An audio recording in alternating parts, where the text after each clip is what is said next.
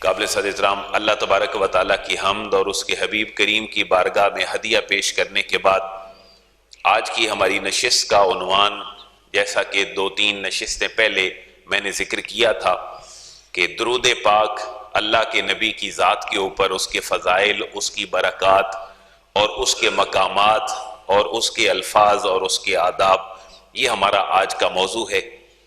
تو دنیا کی سب سے بڑی عبادت کہ جس کے قبول ہونے میں شاید کوئی شک ہی نہیں ہے، وہ درود پاک ہے۔ اللہ کے نبی کی ذات پر درود پاک پڑھنا، اللہ سے آپ کی ذات بابرکات پر رحمتوں کے نزول کی درخواست کرنا، یہ ترجمہ ہے اس آیت کا جو میں لفظ آپ کے سامنے عرض کر رہا ہوں کہ اللہ کی بارگاہ میں نبی پاک صلی اللہ علیہ وسلم کی ذات پر جو رحمتوں کے نزول کی درخواست ہے وہ کرنا، یہ درود پاک کہلاتا ہے۔ اور اس کے اوپر نص قطعی موجود ہے قرآن مجید کی کہ اللہ فرما رہا ہے کہ ان اللہ و ملائکتہ یصلون علی النبی، اللہ بھی درود بھیجتا ہے، اس کے فرشتے بھی درود بھیجتے ہیں، اے ایمان والو تم بھی درود بھیجا کرو۔ تو یہ جو اللہ کا، فرشتوں کا اور انسانوں کا درود ہے، اس کے اندر بظاہر ایک فرق ہے۔ جو اللہ درود بھیج رہا ہے وہ اور ہے، جو فرشتے اور انسان بھیج رہے ہیں یہ اور ہے۔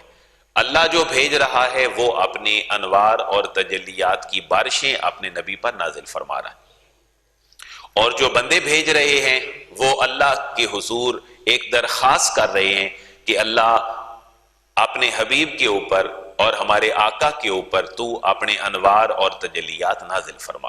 یعنی اللہ نازل فرما رہا ہے اور ہم اور فرشتے اللہ سے ان کے نزول کی درخواست کر رہے ہیں۔ یہ فرق ہے اللہ کے درود بھیجنے میں اور فرشتوں اور انسانوں کے درود بھیجنے میں۔ سورہ احزاب کی آیت نمبر 56 ہے، جس میں اللہ فرما رہا ہے ان اللہ و ملائکتہ یصلون علی النبی یا ایھا الذین آمنوا صلوا علیہ وسلموا تسلیما۔ اس میں درود کا ذکر بھی ہے اور سلام کا ذکر بھی ہے۔ درود و سلام کے درمیان جو فرق ہے اس کو اپنے مقام پر آنے والی حدیث کی روشنی میں ہم واضح کریں گے کہ درود اور سلام میں فرق کیا ہے اور اللہ کے حبیب نے اس کا طریقہ ہمیں کیا بتایا ہے۔ ایک چھوٹا سا سوال ہے ذہنوں میں کہ اللہ تعالیٰ یہ اس کام کا حکم ہمیں کیوں دے رہا ہے؟ اللہ بھی شریک ہے، فرشتے بھی شریک ہیں، اور بندوں کو بھی اللہ شرکت کا حکم فرما رہے ہیں۔ اس کی وجہ کیا ہے؟ اس کی وجہ یہ ہے کہ پوری کائنات کا ایک سینٹرل پوائنٹ، ایک مرکزی نقطہ وہ آقا کریم صلی اللہ علیہ وسلم کی ذات ہے۔ اور اعلیٰ حضرت عظیم البرکت کیا فرماتے ہیں کہ جان ہے وہ جہان کی، جان ہے تو جہان ہے۔ جب حضور معراج پہ تشریف لے گئے تو حضور کا پانی چل رہا ہے جس سے آپ نے وضو فرمایا اور جس سے شک صدر ہوا، اور بستر ابھی گرم ہے، کنڈی ہل رہی ہے، اور ایک جست واحد میں مسجد حرام سے اقصی، پھر سدرۃ المنتہا، پھر لامکان۔ اس کی ایک توجیہ یہ بھی ہے کہ پوری کائنات کا دل جناب رسول اللہ کی ذات ہے، اور جب یہ انسانی باڈی میں یہ چیز کام کرنا چھوڑ دیتی ہے تو پھر انسان سروائیو نہیں کر سکتا۔ تو پوری کائنات کی جان جناب رسول اللہ ہے۔ جب وہ نکل گئی تو ساری چیزیں اپنی اپنی جگہ پر ایسے ہی ٹھہر گئیں۔ جب حضور واپس تشریف لائے تو کائنات کی جان کائنات میں لوٹ آئی، تو پھر کائنات کا پورا نظام دوبارہ چلنا شروع ہو گیا۔ اس لیے اعلیٰ حضرت نے بڑے پیارے انداز میں یہ بات سمجھائی ہے کہ جان ہے وہ جہان کی، جان ہے تو جہان ہے۔ اس لیے رسول اللہ کے آنے پر بھی یہ ساری چیزیں جو ہے وہ موجود ہیں۔ اور یہ کیوں اللہ نے ہمیں حکم دیا ہے؟ میں عموماً ایک جملہ عرض کرتا ہوں کہ جیسے سیلیوٹ کرنا ہوتا ہے، کسی کو سلام کرنا ہوتا ہے، ایسے رسول اللہ کے احسانات کا شکریہ ہے۔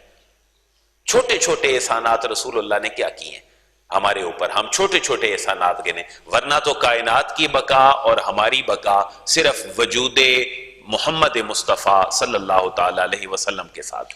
لیکن احسانات کیا ہیں کہ انسانوں کے اندر انسانیت جناب رسول اللہ کے آنے سے آئی۔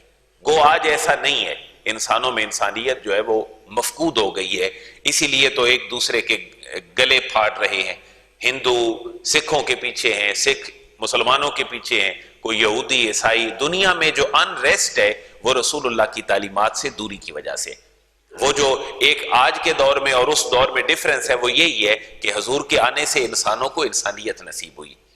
آج بھی مل سکتی ہے لیکن حضور کی تعلیمات پہ اگر عمل ہو تو انسانوں میں انسانیت دوبارہ واپس آ سکتی ہے۔ بہت سارے اس کے اسباب ہیں، یہ تو موضوع ہی الگ ہے کہ انسانوں کی انسانیت چھن کیوں گئی۔ نظام تعلیم ہو، مادیت پرستی ہو، یہ سارے اس کے اسباب ہیں۔ تو حضور کے امت پر جو احسانات ہیں ان کا بدلہ چکانے کا بہترین طریقہ ذات رسالت مآب پہ درود پاک۔ یہ جملہ اپنے ذہن میں رکھ لیں۔ ہم درود کیوں پڑھتے ہیں؟ حضور کے جتنے احسانات ہیں ان کا بدلہ وہ ہم سے ممکن تو نہیں ہو سکتا، لیکن بتقاض بشریت ایک ہمارا فرض پورا ہو جائے۔ وہ حضور کے احسانات کیا وہ وقتی ہیں یا وہ فار ایور ہیں؟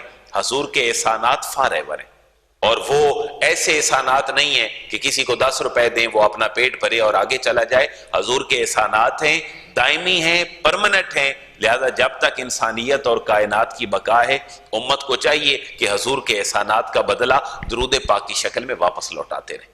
تھوڑے سے فضائل دیکھیے گا اس پہ کہ اللہ کے حبیب نے اس درود پاک کے فضائل، پہلی بات تو نص قطعی ہو گئی، سورہ احزاب آیت نمبر 56، یہ آپ کا اس کو یاد کر لیں، سورہ احزاب ہے اور یہ سورت نمبر 33 ہے ویسے اپنی ترتیب کے اعتبار سے، اور اس کی آیت نمبر ہے 56۔ اور اس کا ایک اور طریقہ بھی ذہن میں رکھیں کہ اس کو اپنے بچوں کو یاد کروائیں۔ اس کا فائدہ یہ ہے کہ آپ نماز میں جو قل هو اللہ احد پڑھتے ہیں اس کی جگہ پر یہ آیت بھی پڑھ لیں تو آپ کی نماز مکمل ہو جائے گی، کیونکہ فرض قرات ہماری نماز میں پڑھنا کتنی ہے؟ 3 آیتیں یا ایک اتنی بڑی آیت جو 3 کے قائم مقام ہو، یہ فقہی مسئلہ ہے۔ یعنی قرات کرنا کیا ہے؟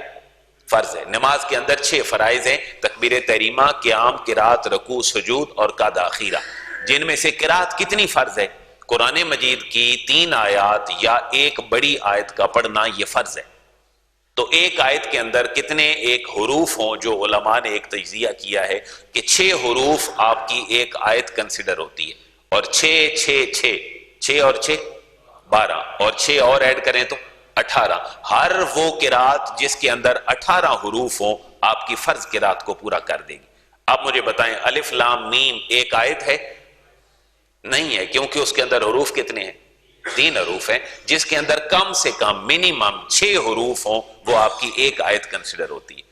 تو ان اللہ وملائکتہ یصلون علی النبی یا ایھا الذین آمنوا صلوا علیہ وسلموا تسلیما، اس میں 18 سے زیادہ حروف ہیں، اس لیے یہ ایک آیت پڑھنا ہی آپ کی نماز میں آپ کے لیے کافی ہے، بلکہ میں آپ سے یہ سجیسٹ کرتا ہوں آپ کو کہ اس کو پڑھا کریں۔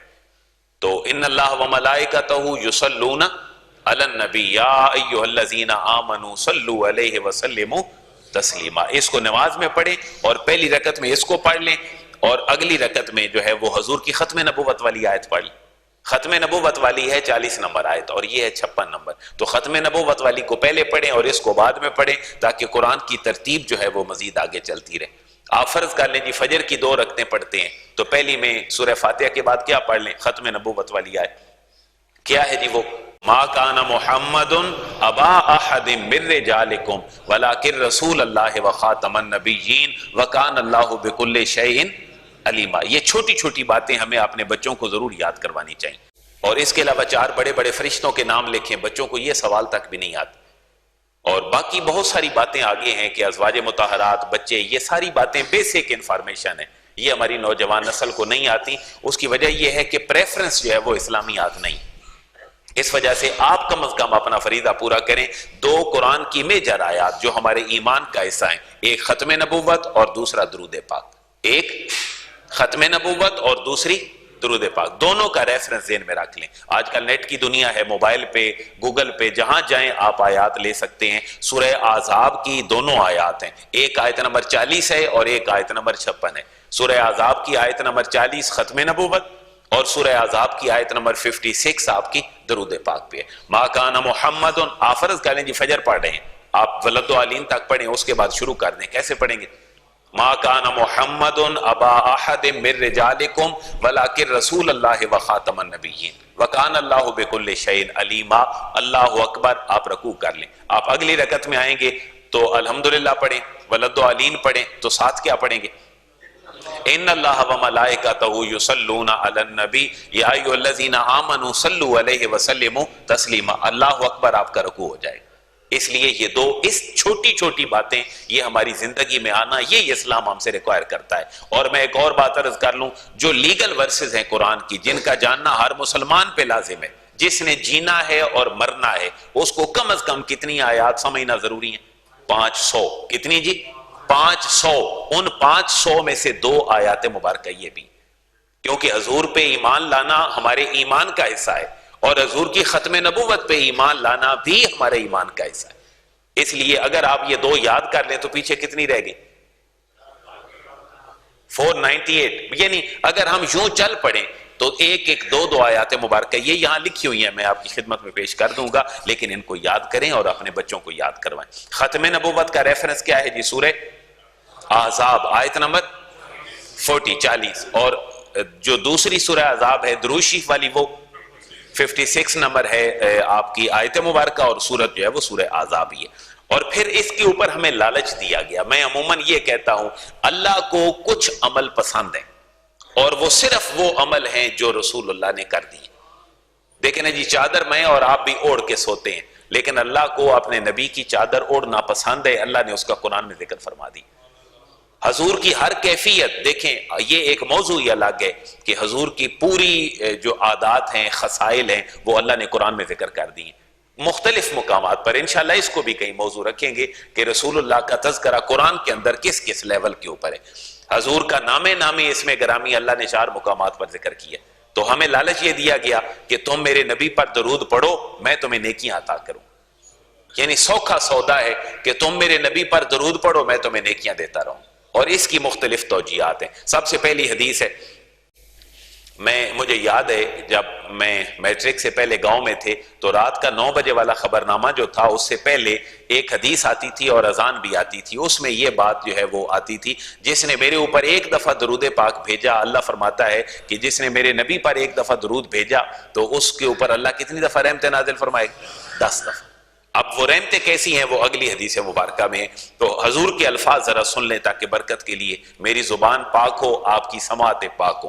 حضور نے فرمایا من صلی علی واحدہ صلی اللہ علیہ عشرہ، حضور نے فرمایا جو مجھ پر 1 مرتبہ درود یا صلات بھیجے اللہ اس پر 10 مرتبہ رحمت نازل فرمائے۔ تو حضور نے فرمایا جو میرا نام سنے اس کو چاہیے کہ وہ میری ذات پر درود پاک پڑھے۔ اس لیے آپ جب بھی حضور کا ذکر خیر ہو، آج کی ہمارے اس جمعے میں آپ درود شریف پڑھیں، اور پڑھنا جو مرضی ہے پڑھیں، چھوٹے سے چھوٹا، بڑے سے بڑا۔ سورہ جو ہے ہمارا نماز والا درود پاک جو درود ابراہیمی ہے، اس کی فضیلت حضور نے بیان فرمائی ہے، وہ اگلے صفحے پہ ہے، میں آتا ہوں تو ذکر کرتا ہوں۔ مختصر سا آپ اتنا بھی پڑھ سکتے ہیں، صلی اللہ علیہ وسلم، صلی اللہ علیہ وسلم، اس میں صلات بھی ہے اور سلام بھی ہے، صلی اللہ علیہ وسلم۔ تو اللہ یہ ہوا یہ کہ اللہ ہمیں کہہ رہا ہے تم میرے نبی پر درود بھی بھیجو، اور صلی اللہ کا معنی کیا ہے؟ اللہ بھیج اپنے نبی پر درود بھی اور سلام بھی۔ تو ذرا لاجک دیکھیں، اللہ کہہ رہا ہے تم بھیجو، ہم کیا کہہ رہے ہیں؟ اللہ تو بھیج۔ یہ منطق سمجھ آئی آپ کو؟ اللہ کہہ رہا ہے اے ایمان والو، یا ایھا الذین آمنوا صلوا علیہ وسلموا تسلیما، میرے نبی پر درود بھی بھیجو، اور ہم کیا کہتے ہیں؟ صلی اللہ علیہ وسلم، اللہ تو ان پر سلام صلات بھی بھیج اور تو درود بھی بھیج۔ اس کی منطق کیا ہے؟ اللہ کہہ رہا ہے تم بھیجو، ہم کہتے ہیں اللہ تو بھیج، تو بھیج کون رہا ہے؟ اس کے طریقہ کار کو یوں کیوں بیان فرمایا؟ اس کے بارے میں فرمایا کہ اللہ تبارک و تعالی اپنے نبی پر اس کی شان کے مطابق برکتیں نازل فرما سکتا ہے، لیکن ہم حضور کی شان کے مطابق آپ پر شاید درود نہ بھیج سکیں۔ ہماری سوچ ناقص، ہماری زبانیں ناقص، ہمارے الفاظ ناقص، تو اللہ کے نبی پر اللہ ہی اپنی شان کے مطابق بہتر الفاظ میں بھیج سکتا ہے۔ اگر ہم بھیجنا چاہیں تو کیسے بھیجیں گے؟ یہ تو ہے نا صلی اللہ علیہ وسلم، یہ دونوں دعائیہ کلمات ہیں۔ جیسے آپ کسی بزرگ کے بارے میں کہتے ہیں نا رحمہ اللہ یا رضی اللہ، تو اس میں بھی ہم اسی طرح کے الفاظ جو ہیں وہ بولتے ہیں۔ لیکن یہاں کیسے ہونا چاہیے؟ اگر ہم بھیجنا چاہیں تو ہم یوں کہیں گے الصلاۃ والسلام، اور کچھ خطاب کے قائل ہیں، کچھ خطاب کے قائل نہیں ہیں۔ اہل سنت کا مشرب یہ ہے کہ پڑھا جائے الصلاۃ والسلام علیک یا سید المرسلین، لیکن کچھ احباب جو ہیں وہ علیک کے بجائے پڑھیں الصلاۃ والسلام علی سید الانبیاء والمرسلین، اس میں پھر سیکنڈ پرسن نہیں ہوتا، اس میں تھرڈ پرسن کی کیفیت میں جاتا ہے۔ لیکن اگر ہم بھیجنا چاہیں تو ہمیں ان الفاظ میں بھیجنا پڑے گا۔ اور پھر چلیں پہلے حدیث وہ سن لیں کہ سلام ہم کیسے پڑھیں گے حضور کی ذات بابرکات کے اوپر۔ یہ صحیح بخاری کی حدیث مبارکہ ہے، اس کو یاد کر لیں 4797۔ کیا نمبر حدیث ہے جی؟ 4797. یہ صحیح بخاری کی حدیث ہے. حضرت کعب بن عجزہ رضی اللہ تعالیٰ عنہ سے روایت ہے. عرض کیا گیا یا رسول اللہ آپ پر سلام کا طریقہ تو ہمیں پتہ چل گیا, آپ پر ہم درود کیسے بھیجیں؟ ذرا اس کو کینلی سنیے گا میری اس بات کو, تاکہ ہم اس جھگڑے کو ختم کرنے کی طرف آ جائیں. حضرت کعب بن عجزہ کہتے ہیں عرض کیا گیا حضور آپ پر سلام کا طریقہ تو ہمیں پتہ چل گیا, لیکن حضور ہمیں کیا بتا دیں؟ درود کا طریقہ بتا دیں. پھر ریپیٹ کر رہا ہوں تاکہ آپ کے ذہن میں بیٹھ جائے. حضور ہمیں سلام کا طریقہ تو پتہ چل گیا ہے, آپ ہمیں درود بھی بتا دیں کہ ہم آپ کی ذات پر کیسے پڑھیں. دو سوال ہو گئے, سلام پتہ چل گیا, محبوب درود آپ بتا دیں. تو حضور نے کیا درود بتایا؟ آپ نے فرمایا درود پڑھو اللہم صلی علی محمد وعلی آل محمد کما صلیت علی ابراہیم وعلی آل ابراہیم انکا حمید مجید اللہم بارک علی محمد وعلی آل محمد کما بارکت علی ابراہیم وعلی آل ابراہیم انکا حمید. اب سوال کیا تھے؟ حضور سلام پتہ چل گیا, درود آپ بتا دیں. حضور نے درود بتا دیا. سلام صحابہ کو کہاں سے پتہ چلا؟ یعنی صحابہ عرض کرتے ہیں حضور ہمیں سلام کا پتہ ہے, درود آپ بتا دیں, درود کیسے پڑھیں؟ حضور نے فرمایا درود یوں پڑھا کرو اللہم صلی علی محمد وعلی آل محمد کما صلیت. اور میری ریکویسٹ ہے کہ میری اس حدیث کے بعد بریلوی دیوبندی اہل حدیث کنسیپٹ ذہن میں رکھ کے میری بات نہ سنیں, نہ میں وہ ذہن میں رکھ کے کر رہا ہوں. صرف مسلمان ہو کے اور حضور کا امتی ہو کے سنیں. حضور ہمیں سلام کا پتہ ہے, درود آپ بتا دیں. تو درود کیا بتایا؟ درود ابراہیمی. سلام صحابہ کو کہاں سے پتہ چلا؟ وہ سلام کیا ہے کہ حضور سلام کا پتہ ہے, درود آپ بتا دیں. جو سلام پہلے پڑھا گیا اس درود سے پہلے, حضور مجھے آپ پر سلام کا ہمیں پتہ ہے, آپ درود بتائیں آپ کے اوپر درود کیسے پڑھیں. تو ذرا وہ الفاظ سنیں جو صحابہ کرام نے کہا حضور ہمیں کیا ہے پتہ ہے. وہ ذرا شروع کریں. وہ کہاں سے شروع ہوں گے؟ التحیات للہ والصلوات والطیبات والسلام علیکہ ایھا النبی ورحمۃ اللہ وبرکاتہ. حضور آپ پر سلام کا تو ہمیں پتہ ہے, اب آپ درود بتا دیں کہ کیا پڑھا کریں. تو پتہ چلا کہ صحابہ کرام جس سلام کو حضور کی ذات پر پڑھتے تھے وہ سیکنڈ پرسن سیغے کے ساتھ تھا, وہ تھرڈ پرسن کے سیغے کے ساتھ نہیں تھا. الصلاۃ والسلام علیکہ یا سید المرسلین. حضور کے صفاتی نام جتنے مرضی ہے لگا دیں. تو یہ جو صحیح بخاری کی حدیث ہے اس میں افضلیت کس کی ہے؟ درود ابراہیمی کی. افضلیت کس کی ہے؟ درود ابراہیمی کی. لیکن سلام کیا پڑھا گیا حضور کی ذات پر؟ السلام علیکہ ایھا النبی. تو کیا حضور کی زندگی میں پڑھا گیا یا بعد میں بھی پڑھا جاتا ہے؟ بعد میں بھی پڑھا جاتا ہے. پتہ چلا ہم صرف اگر حضور کے ساتھ محبت کا اپنا ایمان کا مرکز و محور بنا لیں تو یہ درود ہے جو اللہ کے نبی نے ہمیں سکھا دیا, السلام علیکہ ایھا النبی. یہ پھر اگلا ایک مسئلہ ہے جو ڈسپیوٹڈ ہے کہ حضور اپنی قبر انور میں حیات ہیں یا نہیں ہیں معاذ اللہ. یہ وہ کیفیت ہے جو درود کے الفاظ ہمیں تقسیم کروا دیتی ہے. لیکن نماز والا درود نماز کے اندر بھی ہے, اگر ہم یہی باہر بھی کر دیں تو صلاۃ و سلام بھی ہو جائے گا. پھر کچھ دوستوں کے ذہن میں یہ ہوتا ہے کہ ہاتھ باندھ کے کھڑے ہونا حضور کی بارگاہ میں اور یوں پڑھنا مصطفیٰ جان رحمت پہ لاکھوں سلام, تو یہ تھوڑا سا ایک شرک کی کیفیت بن جاتی ہے. لیکن یہ ذہن میں رکھ لیں کہ کھڑے ہونا صرف عبادت کے لیے نہیں ہوتا. کھڑے ہونا صرف, بلکہ میں اس سے بھی پہلی بات عرض کر لوں کہ سلام کرنا صرف کھڑے ہو کر بھی ضروری نہیں. آپ مصطفیٰ جان رحمت پہ لاکھوں سلام ضروری نہیں ہے کہ کھڑے ہو کے پڑھیں. آپ بیٹھ کے نہیں پڑھ سکتے. حضور کی ذات پہ بیٹھ کے آپ سلام پڑھتے ہیں, اور وہ سلام کیا ہے؟ التحیات للہ والصلوات والطیبات والسلام علیکہ. پتہ چلا سلام بیٹھ کے ہوتا ہے جو اصل سلام ہے نماز والا. اگر ہم اتحاد امت چاہتے ہیں تو چلیں جی پہلی ایڈیٹنگ ہم اہل سنت بریلویزم سے کرتے ہیں کہ سلام اگر سارے ہی پڑھیں تو چلیں جی ہم کھڑے ہو کے نہیں پڑھتے, ہم کیسے پڑھ لیتے ہیں؟ بیٹھ کے پڑھ لیتے ہیں. اور بیٹھ کے کیا ایسے نہیں پڑھا جا سکتا مصطفیٰ جان رحمت پہ لاکھوں سلام, شمع بزم ہدایت پہ لاکھوں سلام. لہذا بیٹھ کے بھی درود اور سلام. اگلی بات ہے کہ اگر کوئی کھڑے ہو کے پڑھتا ہے تو وہ اگر یہ ذہن میں رکھتا ہے کہ میں عبادت کی نیت سے کھڑا ہوں تو عبادت کے لیے قیام صرف اللہ کی بارگاہ کے لیے, عبادت کی نیت سے قیام صرف اللہ کی بارگاہ کے لیے. اور حضور کی بارگاہ میں جو کھڑے ہونا ہے یہ تعظیم کے لیے کھڑے ہونا ہے. تو تعظیم کے لیے ہم ٹیچر کے لیے بھی کھڑے ہو جاتے ہیں, تعظیم کے لیے ہم اپنے باپ کے لیے بھی کھڑے ہو جاتے ہیں, اور کبھی کبھی شفقت کے لیے بھی کھڑا ہوا جاتا ہے. تو 3 قیام ہو گئے. نمبر 1 عبادت, نمبر 1 کس کے لیے؟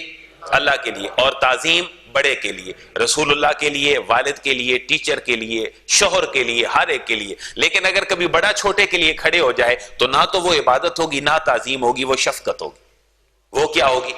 اور رسول اللہ سے یہ تینوں قیام سنت سے ثابت ہیں. حضور نے عبادت کے لیے قیام کیا، ہمارا نماز میں قیام فرض ہے. حضور نے تعظیم کے لیے بھی کیا، جیسے صحابہ کرام حضور کی تعظیم کیا کرتے تھے. اور پھر حضور نے شفقت کے لیے بھی قیام کیا اور حضور خود کھڑے ہوئے. وہ کس کے لیے؟ حضرت جناب خاتون جنت فاطمہ الزہرا کے لیے کھڑے ہوئے. اور پھر اگلی بات ایک اور دیکھ لیں، صحیح بخاری کی حدیث ہے. حضور نے فرمایا، حضرت سعد رضی اللہ تعالیٰ عنہ کے بارے میں یہودیوں نے کہا جب غزوہ ہو گیا کہ یہودیوں کا فیصلہ کیا ہوگا، تو یہودی کہتے ہیں جی ہمیں آپ پر اعتماد نہیں ہے، ہم سعد کے فیصلے کو قبول کریں گے. تو حضرت سعد نے بھی جو فیصلہ کیا وہ بھی تاریخ کا ایک یونیک فیصلہ ہے. آپ نے 600 کے قریب جو یہودی تھے ان کے قتل کرنے کا حکم دیا، کیونکہ انہوں نے وعدہ خلافی کی تھی. اور یہ ہر مذہب کے اندر اپنی اپنی سزائیں ہیں. اس وقت حضور نے فرمایا، جب حضرت سعد یوں مسجد میں تشریف لائے تو آپ نے فرمایا قوموا الی سیدکم، تمہارا سردار سعد آنے لگا ہے، سارے کھڑے ہو جاؤ. اور حضور بھی پھر کھڑے ہو گئے. یہ کھڑے ہونا نہ تو عبادت کے لیے ہے نہ تعظیم کے لیے، یہ کھڑے ہونا شفقت کی بنا پر. یہ کھڑے ہونا اس لیے میرے بھائیو، بالکل مر کے قبر میں آپ لوگوں نے اور میں نے اکیلے جانا ہے. میں بالکل دیانتداری سے یہ جملہ کہتا ہوں، ہمارے جتنے سیکٹ اور مسالک آج موجود ہیں، بریلوی، دیوبندی، اہل حدیث، باقی اہل تشیع، سب کو شامل کر لیں، میں دیانتداری سے کہہ رہا ہوں، حضور کی ذات پر درود لکھا ہوا میرے سامنے ہے. ان میں سے اگر کسی کو کہیں کہ یہ اسلام کی 100% شیپ ہے تو کم از کم میں یہ دعویٰ نہیں کر سکتا. شاید میری بات آپ فالو کر رہے ہیں کہ ہمارے اس دور کے سیکٹ جتنے روایتی ہیں، ہم اگر کہیں کہ ان میں سے ایک کوئی 100% اسلام کی تصویر ہے تو کم از کم میں اس کا دعویٰ نہیں کر سکتا. آپ کہیں جی بریلویت 100% اسلام کی شکل ہے، نہیں، آپ غلو کرتے ہیں. آپ کہیں جی دیوبندی اسلام کی 100% شکل ہے، نہیں، میں کہتا ہوں آپ بھی غلو کرتے ہیں. اہل حدیث اسلام کی 100% شکل ہے. میں دیانتداری سے کہہ رہا ہوں جو کچھ میرے ذہن کے اندر موجود ہے، اور حضور کی درود اور حضور کی شفاعت کے مستحق ہونے کے لالچ کی وجہ سے کہہ رہا ہوں کہ کوئی سیکٹ 100% ہمیں اسلام کا پیرامیٹر نظر نہیں آتا. ہمارے تعصبات ہیں جو ہماری آنکھوں پہ پٹیاں بندھی ہوئی. تھوڑے تھوڑے ہم واپس آ جائیں، سب میں ایڈیٹنگ ہو تو شاید ہم پھر اس سوئے حجاز جو قافلہ جا رہا ہے ہم اس کے اوپر جو ہے وہ چل پڑیں. اس لیے قیام عبادت کے لیے بھی ہوتا ہے، قیام تعظیم کے لیے بھی ہوتا ہے، قیام شفقت کے لیے بھی ہوتا ہے. کتنے قیام ہیں جی؟ نمبر 1 عبادت کے لیے، جیسے کہاں کھڑے ہوتے ہیں؟ نماز کے لیے. دوسرا تعظیم کے لیے، جیسے ہم کہاں کھڑے ہوتے ہیں؟ سلام میں. اور تیسرا شفقت کے لیے، جیسے باپ اپنی بیٹی کے لیے کھڑے ہو جاتا ہے. حضور خاتون جنت کے لیے کھڑے ہوئے، صحابہ کرام کے لیے کھڑے ہوئے، حضور جو ہے وہ اور بہت ساری جگہوں پہ کھڑے ہوئے. اس لیے میرے بھائیوں، شفاعت کے امیدوار بننا چاہتے ہیں تو پھر یہ باتیں ہمیں اپنے مزاج سے نکلنا پڑے گا.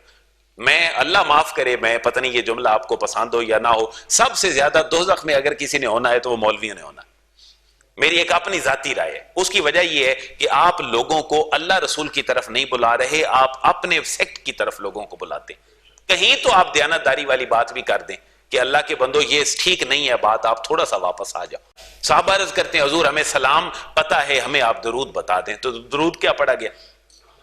اچھا، اتنی بات باقی لوگ اپنے لوگوں کو بتاتے ہیں کہ افضل درود کون سا ہے؟ درود. تو اللہ کے بندو یہ بھی اس کا فیض بتا دو کہ سلام صحابہ کہتے ہیں حضور ہمیں پتہ ہے، تو وہ سلام کیا ہے؟ التحیات للہ والصلوات والطیبات والسلام علیک ایھا النبی. میرے بھائیو، اگر نماز کے اندر شرک نہیں ہے تو تم نماز کے بعد پڑھنے کی لوگوں کو تعلیم کیوں نہیں دیتے ہو؟ ہاں، یہ فرض نہیں ہے پڑھنا، لیکن اگر کوئی محبت سے پڑھتا ہے تو آپ اس پہ تنقید بھی نہ کرو. تو یہ درود ابراہیمی کے بارے میں اللہ کے حبیب نے بات فرما دی. اس کے بعد ذرا اگلی حدیث مبارکہ اور سن لیں. ایک صحابی آئے، انہوں نے نماز پڑھی، التحیات للہ والصلوات والطیبات والسلام علیک، یہ سارا کچھ پڑھ لیا. اس کے بعد انہوں نے سلام پھیر دیا. نبی کریم صلی اللہ علیہ وسلم نے فرمایا عاجل ھذا، اس بندے نے عجلت سے کام لیا. وہ عرض کرتے ہیں حضور آپ فرما دیں کہ میں کیا کروں؟ حضور نے فرمایا تمہیں کرنا یہ چاہیے، اذا صلی احدکم، جب تم میں سے کوئی نماز پڑھے تو فلیبدا بتحمید اللہ، وہ پہلے اللہ کی حمد کرے، ثم لیصلی علی النبی، پھر نبی پاک صلی اللہ علیہ وسلم کی ذات پر درود پڑھے میرے اوپر، ثم لیدع بعد بما شاء، اس کے بعد جتنی دعائیں چاہے وہ مانگے، اس کی دعا میں کوئی حرج نہیں. کتنے کام حضور نے بتا دی؟ بھئی اللہ کی تعریف سب سے پہلے کرو، اس کے بعد رسول اللہ کی تعریف کرو، تیسری بات ہے پھر تم دعا مانگو۔ حضرت عمر کیا کہتے ہیں؟ حضرت عمر جیسا مجتہد تاریخ انسانی نے کو پیدا نہیں کیا۔ حضرت عمر کے بارے میں حضور نے فرمایا جس گلی سے گزرتا ہے شیطان بھی بھاگ جاتا ہے، میرے بعد کو نبی ہوتا تو عمر ہوتے۔ حضرت عمر رضی اللہ تعالیٰ عنہ فرماتے ہیں کہ ان دعا موقوف بین السماء والارض، کہ تمہاری دعا جب تم مانگتے ہو تو زمین و آسمان کے درمیان ہینگ ہو جاتی ہے، لٹکی رہتی ہے۔ لا یصعد منہ شیء، وہ اوپر نہیں چڑھتی، حتی تصلی علی نبیک، جب تک تم ذات رسالت ماں پہ درود نہیں پڑھتے ہو۔ تو دعاؤں کی قبولیت کا سبب یہ ترمذی کی حدیث ہے، جس سے ستہ کی حدیث ہے، کتاب الوتر کے اندر ہے، اور حدیث نمبر 486 ہے، حدیث نمبر۔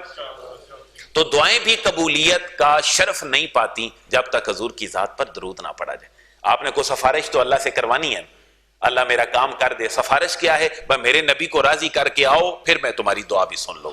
اگر میرے نبی کو راضی کر کے نہیں آتے ہو تو میں تمہاری دعا بھی نہیں سنتا۔ اور پھر حضور نے فرمایا، حضرت عبداللہ بن مسعود سے روایت ہے، حضور نے فرمایا کہ جو میری قبر پہ کھڑے ہو کے پڑھتا ہے میں اس کے درود کو سنتا ہوں۔ حضور نے کسی حدیث میں نہیں فرمایا کہ تم دور سے پڑھو تو میں نہیں سن سکتا۔ ہاں اتنا حضور نے فرمایا ہے کہ اللہ نے فرشتوں کی ڈیوٹیاں لگائی ہوئی۔ یہ ٹیکنیکلی بات ہے، میں ہر بات اپنی قبر کے دہانے کو مد نظر رکھ کے آپ سے عرض کر رہا ہوں۔ حضور نے فرمایا کہ جو میری قبر پر پڑھتا ہے میں اس درود کو، لیکن اس کا جو مفہوم لیا جاتا ہے وہ ہمارے دوست یہ لیتے ہیں کہ دور سے تو پھر حضور نہیں سنتے۔ میں چیلنج کر کے عرض کر رہا ہوں، کہیں نہیں حضور نے فرمایا کہ میں دور سے نہیں سنتا۔ ہاں حضور نے یہ فرمایا اللہ نے فرشتوں کی ڈیوٹیاں لگا رکھی، جیسے ماں کے پیٹ میں شکل کون بناتا ہے؟ فرشتے۔ ان کا شقی اور سعید ہونا کون لکھتا ہے؟ فرشتے۔ تمہارے اعمال کون لکھتے ہیں؟ کرامن کاتبین، فرشتے۔ قبر میں سوال کون پوچھتا ہے؟ فرشتے۔ یہ تو فرشتوں کی ڈیوٹیاں ہیں کہ اللہ نے نظام کائنات چلانا ہے۔ کیا آپ کہو گے کہ اللہ محتاج ہے فرشتوں کا؟ نہیں، ایسی بات نہیں ہے۔ حضور سنتے ہیں، اور حضور نے فرمایا پھر جب میرے اوپر کہیں زمین میں پڑا جاتا ہے تو آپ نے فرمایا، نسائی کی حدیث مبارکہ ہے، ان للہ ملائکۃ سیاحین۔ آج کل تو سیاح جاتے ہیں مری اور پھنس جاتے ہیں بیچارے برف میں، بھاویں 3 دن وہاں ہٹے رہیں۔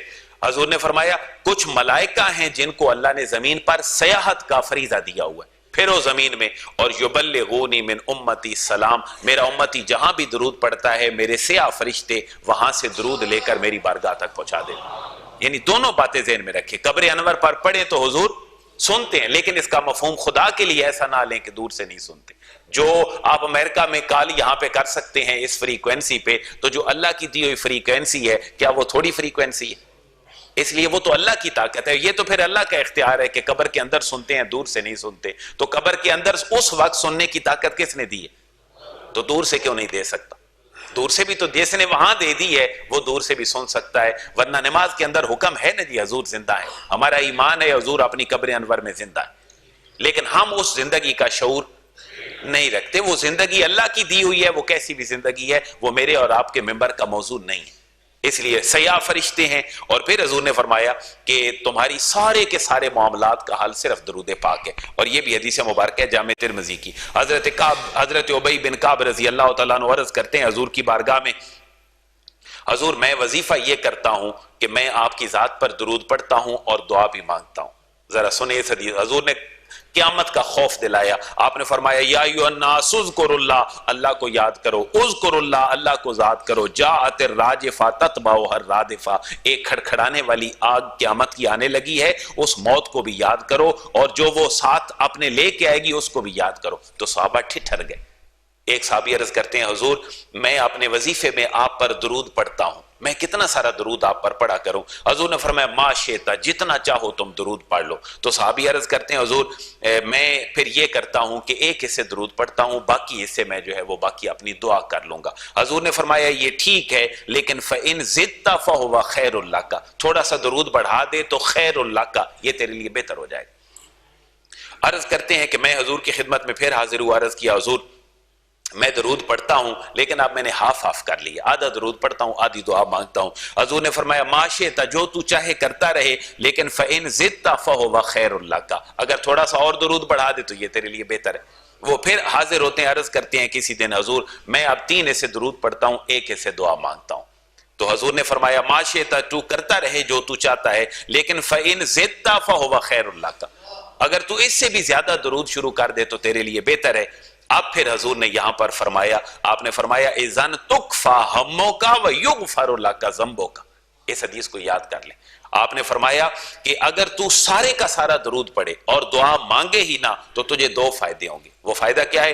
تکفا ہموں کا، تیرے سارے غموں کے لیے درود کافی ہو جائے گا، تیرے سارے غم مٹ جائیں گے. وَيُغْفَرُ لَكَ ذَنبُكَ کا، اور اللہ تیرے گناہ بھی معاف فرما دے گا، تیرے غم بھی مٹ جائیں گے، تیرے گناہ بھی معاف ہو جائیں گے. یہ سیاہ ستہ کی حدیث مبارکہ ہے، 6 حدیث کی صحیح کتابیں.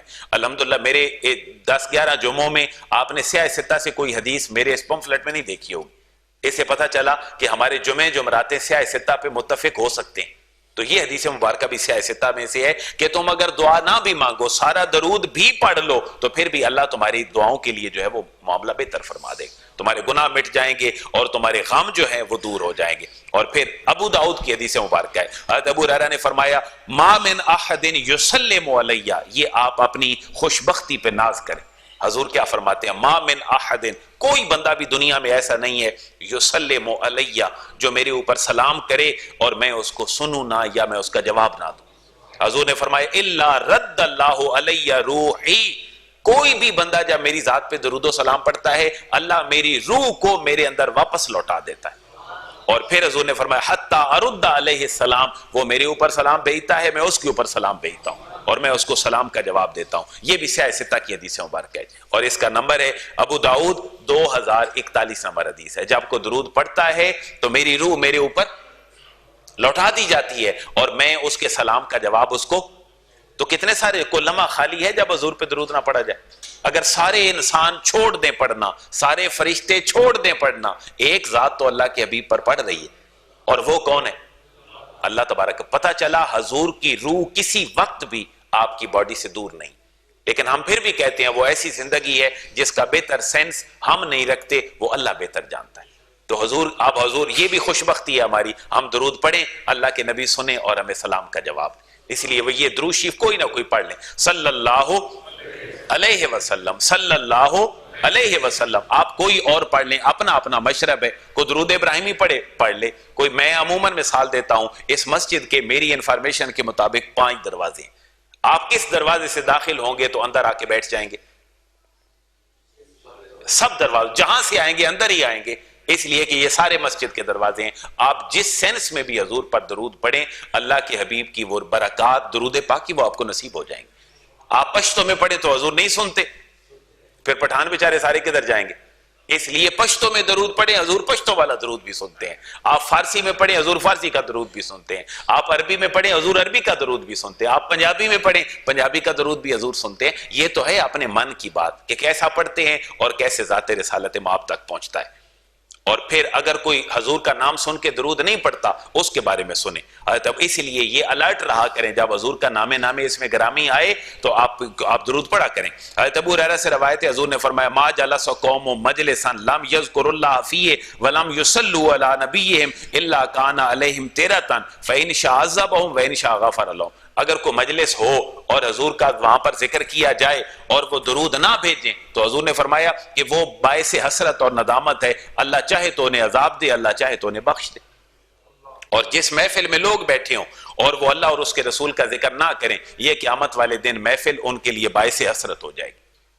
اس لیے جب بھی کسی جگہ پہ بیٹھیں، آفس میں بیٹھیں، آپ کا پراپرٹی کا آفس ہے، آپ کا کسی اور چیز کا دفتر ہے، آپ وہاں بیٹھیں تو کم از کم جب اٹھیں تو اللہ سے استغفار کر کے اور ذات رسالت مآب پہ درود پڑھ کے اٹھا کریں، تاکہ وہ آپ کے بیٹھنے کے جو مجلس ہے اس کے اندر جو خطائیں ہوئی ہیں وہ خطائیں ساری کی ساری معاف ہو جائیں. حضور ممبر چڑھ رہے تھے، جامع ترمذی کی حدیث ہے، آپ نے فرمایا اس بندے کی ناک خاک آلود ہو.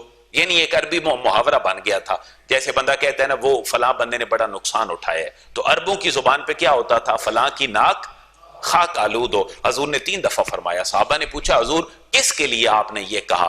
آپ نے فرمایا ایک وہ بندہ کہ رمضان آیا اور رمضان میں وہ اپنی بخشش نہ کروا سکا، وہ بندہ خواب و خاسر ہوا. اور دوسرا وہ بندہ جس کے والدین بڑھاپے میں اس کو ملے اور وہ جنت کا باعث نہ بنا سکا اپنی ماں اور باپ کو، وہ بندہ بھی جو ہے وہ خواب و خاسر ہے. تیسری دفعہ حضور نے فرمایا جس بندے کے سامنے میرا ذکر کیا جائے اور میرے اوپر وہ درود نہ پڑے، وہ بندہ بھی نامراد، وہ بندہ بھی اپنے کمال تک نہیں پہنچے گا. اس لیے میرے بھائیو درود اپنی زندگی میں شامل کریں. اور ایک بات آپ سارے جانتے ہیں، افضل ترین دن اور وقت اور گھڑی حضور کی ذات پر درود پڑھنے والا کون ہے؟ جمعہ. کبھی سوچا کہ جمعہ کیوں ہے؟ جمعہ اور رسول اللہ کا بڑا تعلق ہے. وہ تعلق یہ ہے کہ جمعہ سید الایام ہے، دنوں کا سردار ہے. جمعہ دنوں کا سردار ہے اور حضور انسانوں کے سردار ہیں. آپ پوری کائنات کے سردار ہیں. تو ایک ڈیکورم بنا دیا، جیسے ہمارا 23 مارچ آئے توپوں کی سلامی ہوتی ہے، 14 اگست میں توپوں کی سلامی ہے، بس سید الایام آیا، دنوں کا سردار، اس میں سید الانام کا ذکر کرو تاکہ ان کے سٹیٹس کے مطابق حضور تک یہ انوار و تجلیات پہنچ سکے. اس لیے جمعے والے دن کثرت سے درود پڑھیں. ابن ماجہ کی حدیث ہے، حضرت شداد بن اوس سے روایت ہے، حضور نے فرمایا تمہارا افضل دن جمعے کا دن ہے. اس دن آدم پیدا ہوئے، اسی دن سور پھونکا جائے گا، اسی دن قیامت آئے گی. اس دن میرے اوپر کثرت سے درود پڑھا کرو. فإن صلاتکم معروضۃ علیہ، تمہارا درود پڑھنا میرے اوپر پہنچایا جاتا ہے. صحابہ عرض کرتے ہیں حضور آپ تو قبر میں چلے گئے ہوں گے، تو آپ تک پھر کیسے پہنچایا جائے گا؟ تو آپ نے فرمایا ان اللہ حرم علی الارض ان تاکل اجساد الانبیاء. صحابہ سنو، اللہ نے نبیوں کے جسموں کو زمین پر کھانا حرام قرار دے دیا، کہ زمین جو ہے وہ نبیوں کے جسموں کو کھائے، یہ اللہ نے زمین پر حرام قرار دے دی. یہ بھی حدیث یہاں پر میرے بھائیوں لکھی ہوئی ہے، اس کو بھی پڑھیے گا. اور پھر حضور نے فرمایا قیامت والے دن سب سے زیادہ میرے قریب وہ ہوگا جس نے سب سے زیادہ میرے اوپر درود پڑھا ہو. یہ بھی حدیث مبارکہ جامع ترمذی کی. میں حضور کے الفاظ بیان کر لوں، میری زبان پاک ہو، آپ کے کان پاک ہو. اول الناس بی یوم القیامہ اکثرہم علیہ صلاۃ، میرے قریب قیامت والے دن سب سے زیادہ وہ ہوگا جو میرے اوپر سب سے زیادہ درود پڑے گا. اور حضور نے فرمایا من صلی علیہ صلاۃً، جس نے میرے اوپر ایک دفعہ درود بھیجا، صلی اللہ علیہ بہا عشرہ وکتب لہ بہا عشرہ حسنات. یہ اور حدیث ہے، وہ پہلی اور تھی. آپ نے فرمایا اللہ 10 مرتبہ رحمت نازل فرماتا ہے اور 10 نیکیاں اللہ اس بندے کی لکھ دیتا ہے. حضرت علامہ اقبال سے کسی نے پوچھا کہ تمہارے کلام میں اتنی تاثیر کیوں ہے؟ تو علامہ کے بارے میں یہ بات مشہور ہے کہ وہ علامہ کہتے ہیں میں نے ذات رسالت مآب پہ 1.5 کروڑ دفعہ درود پڑھا ہے، اللہ نے میری زبان کے اندر تاثیر پیدا فرما دی ہے. حضرت علامہ کا ذرا درود سنیں. حضرت علامہ اقبال کیا کہتے ہیں؟ علامہ بڑی اندر کی کیفیت میں بات کرتے ہیں. گرچہ دانا حال دل با کس نہ گفت. علامہ کہتے ہیں اپنے آپ کو خطاب کرتے ہوئے کہیں تنہائی میں بیٹھے ہیں اور حضور کے ساتھ اور اللہ کے ساتھ اپنی وہ لے جوڑے بیٹھے ہیں، تو علامہ کہتے ہیں گرچہ دانا حال دل با کس نہ گفت. علامہ کہتے ہیں میں جانتا ہوں کہ عقل مند آدمی کبھی اپنا دکھ کسی سے شیئر نہیں کرتا، وہ خود اس کا سلوشن ڈھونڈتا ہے. علامہ کا انداز آپ ذرا دیکھیں کہ گرچہ دانا حال دل با کس نہ گفت از تو درد خیش نہ توانم نہ ہفت. لیکن حضور میں اتنا دانا بھی نہیں ہوں کہ آپ سے بھی اپنے درد کو چھپا سکوں. آپ سے تو میں اپنے درد کو چھپا ہی نہیں سکتا، پھر اپنا درد کیا بیان کرتے ہیں. علامہ کہتے ہیں چوں بنام مصطفیٰ خانم درود، جب میں مصطفیٰ کریم کی ذات پر درود پڑھتا ہوں، از خجالت آب می گردد وجود، میرا پورا وجود پسینے سے بھر جاتا ہے. علامہ سے پوچھا گیا کیوں بھرتا ہے؟ علامہ کہتے ہیں عشق می گوید کہ اے محکوم غیر سینہ تو از بتاں مانند دیر. علامہ کہتے ہیں اس لیے میرے جسم پہ پسینہ آ جاتا ہے کہ مجھے عشق پکار پکار کے کہتا ہے کہ تو نے اپنی ذات پر حکومت تو کسی اور کی مان رکھی ہے اور درود میری ذات کے اوپر پڑتا ہے. تو اپنی عادتیں اور اپنا پیچھے چلنا، تو تیرا جو فالو اپ ہے، تو جو فالوئنگ کر رہا ہے، وہ تو میری نہیں کر رہا، تو کس زبان سے میرے اوپر تو درود پڑتا ہے؟ یہ میرے اور آپ کے لیے الارمنگ کیفیت ہے یا نہیں؟ علامہ کہتے ہیں میں جب درود پڑھتا ہوں تو میرا جسم پسینے سے شرابور ہو جاتا ہے اور میرا عشق مجھے پکار کے کہتا ہے عشق می گوید کہ اے محکوم غیر، تیرا حاکم تو کوئی اور ہے، تو مجھے اپنی جان پر حاکم ہی نہیں سمجھتا. تیری ذات پہ قبضہ کسی اور کا ہے، حاکم تیرے اوپر کوئی اور ہے، تو محکوم ہے، تو کے زبان سے درود پڑتا ہے، اور تیرا جو سینہ ہے وہ تو کسی دیر میں رکھے ہوئے بتوں کی طرح ہو چکا ہے، تو میرے اوپر تو کس طریقے سے درود پڑتا ہے. تانہ داری از محمد رنگ و بو از درود خود میالا نام او. اس وقت تک تو درود کی برکات حاصل نہیں کر سکتا جب تک کہ تو محمد کی رنگ و بو اپنے اوپر نافذ نہ کر، جو میں نے کہا ہے جب تک تو وہ نہ کر لے. اور علامہ نے میرے اور آپ کے لیے، بچوں کے لیے بھی کچھ کہا ہے. علامہ کہتے ہیں، علامہ نے امام بصیری کا تذکرہ بھی کیا ہے. آپ نے سنا ہوگا امام بصیری نے کیا کیا تھا.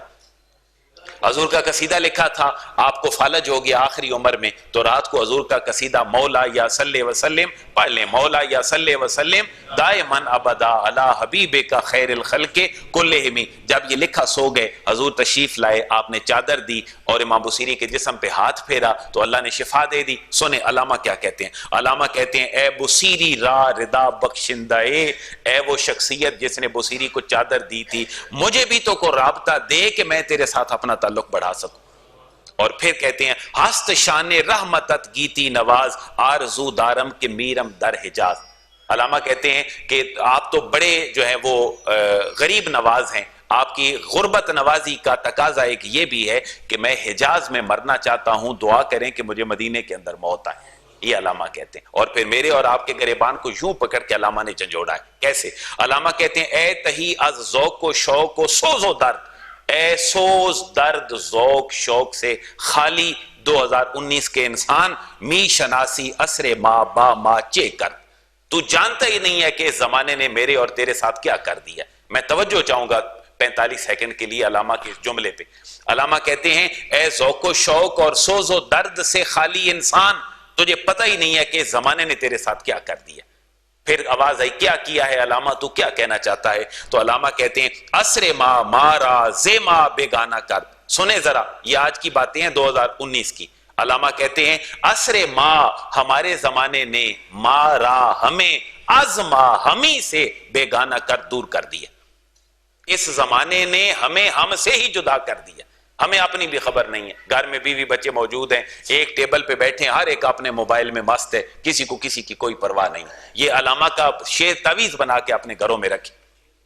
اسر ما مارا زیما بیگانہ کر، ہمارے زمانے نے ہمیں ہم سے ہی کیا کر دیا؟ بیگانہ کر دیا۔ میرے بھائیو پتہ ہی کوئی نہیں، صبح اٹھے ابھی بچے سوئے ہیں، گھر سے نکلے واپس آئے تو بچے سوئے ہیں۔ یہ ہے میری اور آپ کی زندگی، سب کچھ نظر ہے، دوستوں کے ساتھ ہمیں چڑے کھانے جائیں تو گجرانوالا تک چلے جائیں، لیکن گھر کے اندر محبت نہ بانٹ سکیں۔ فیس بک پہ 5000 فرینڈ کے بعد فیس بک بلاک ہے، لیکن گھروں کے اندر ہماری دوستی اپنی ماؤں کے ساتھ نہیں ہے، مائیں تڑپ رہی ہیں، بچہ باہر دوستوں کے ساتھ فرینڈ شپ میں مصروف ہے۔ اور پھر اسر ما مارا زما بیگانہ کر، از جمال مصطفیٰ بیگانہ کر، حضور کے جمال سے اس زمانے کی مصروفیات نے ہمیں بیگانہ کر دی۔ جو رزق میرے رب نے میرے اور آپ کے لیے لکھا ہے وہ ہمیں ملنا ہے، جو نہیں لکھا وہ نہیں ملنا۔ تو تھوڑا سا سٹے کریں اپنی زندگی میں، تھوڑا سا سوچیں کہ ہم کس طرف جا رہے ہیں۔ ہمارے 24 گھنٹے بزی ہیں، اتنا انسان سے تاریخ انسانی میں کام نہیں لیا گیا جتنا آپ خود سے کام لے رہے ہیں۔ اور اگلا جملہ بطور ٹیچر پروفیسر کے عرض کر دوں کہ آپ بچوں سے اتنی ایجوکیشن لیبر کروا رہے ہیں جتنی حضرت آدم سے لے کر ٹل دس ڈے کسی بندے سے نہیں لی گئی، لیکن کچھ آؤٹ پٹ نہیں ہے۔ میرے بھائیوں، آپ کے بچے، میرے بچے اور مسلمانوں کے بچے اور سارے مسالک کے لوگوں کے بچے، ان سے انسانیت چھن گئی۔ خدا کے لیے واپسی سوچیں۔ واپسی کا ایک ٹول بتا رہا ہوں، کہیں زندگی میں رات کو 24 گھنٹے تھوڑی دیر کے لیے سوچیں میں کہاں کھڑا ہوں، میرا کاروبار کہاں کھڑا ہے، میری سوچ کیا ہے، میری 24 گھنٹے کی ایکٹیویٹیز کیا ہے۔ مجھے امید ہے کہ آپ ضرور واپسی کا سوچیں۔ یہ جو چابی لگی ہے جو ہمارے وہ روبوٹ کو کھڑی نہیں ہونے دے رہی، ایک لمحے کے لیے اس کو روک کے سوچیں۔ میرا اپنا تجربہ یہ، آپ بہت کچھ واپس آ جائیں گے۔ آپ کو احساس ہوگا کہ یار میں تو مشین بن گیا ہوں اس زمانے میں، کس کے لیے کر رہا ہوں۔ آج ایک میسج آیا، کسی نے گروپ میں شیئر کیا، اب ہے 1 فروری 2019۔ آپ سوچیں آنکھ بند کر کے لیے 1 فروری 2119، بہت بڑا میسج تھا، میں نے اس سے بہت کچھ سیکھا ہے۔ آج ہے 1 فروری 2019، آپ سوچیں 1 فروری 2119۔ مجھے بتائیں اس پوری مسجد میں سے کتنے لوگ ہیں جو اس دنیا میں ہوں گے؟ تو پھر کس کے لیے کر رہے ہیں؟ جس کے لیے آپ لیبر کر رہے ہیں، پتہ نہیں وہ آپ کتنا دادا کو یاد کرتے ہیں، مجھے ذرا بتائیں۔ آپ اپنے مرے ہوئے باپ کو 24 گھنٹوں میں کتنی دیر یاد رکھتے ہیں؟ ذرا اپنے آپ سے مراقبے کی کیفیت میں جا کے پوچھیں۔ میرے بھائیو، اگر تم اور میں یاد نہیں کرتے ہو تو ہماری نسل بھی ہمیں یاد کوئی نہیں کرے گی۔ ہمیں تو کچھ سکھا دیا گیا تھا، لیکن آپ لوگوں نے، میں دیانتداری سے آپ کے ساتھ مہربان ہو کے عرض کر رہا ہوں، آپ لوگوں نے اپنی نسل کو کچھ ڈلیور نہیں کیا، کچھ بھی ڈلیور نہیں کیا۔ حتیٰ کہ مرنے کے بعد غسل، کفن، دفن آپ کا جو ہونا ہے وہ بھی آپ نے اپنے بچوں کو کوئی نہیں سکھایا۔ تو پھر کہاں کھڑے ہو؟ ذرا آج کے 50 سال بعد ذرا سوچ لو۔ میرا خیال ہے زندگیوں میں اطمینان ضرور آ جائے گا۔ اس لیے میرے بھائیو، خدا کے لیے تھوڑی سی واپسی سوچو. میں نے ایک درود اس کے اوپر لکھ دیا ہے جو چھوٹا سا درود ہے. کوئی درود بھی پڑھیں بلغ اللعب کمال ہی، ہمیں کوئی کنسر نہیں ہے، حضور کی ذات پہ درود ہونا چاہیے. اس کے اوپر ایک لکھا ہے اور وہ جامع سا ہے، صلی اللہ علی حبیبہ سیدنا محمد وآلہ واصحابہ وازواجہ وسلم. کوئی درود ضرور پڑھا کریں اور روزانہ کی بنیاد پر پڑھا کریں. اللہ ہمارے غم اور ہم سب کے لیے کفایت فرما دے. اللہ ہمیں عمل کی توفیق نصیب فرمائے. وما علیہ الا البلاغ.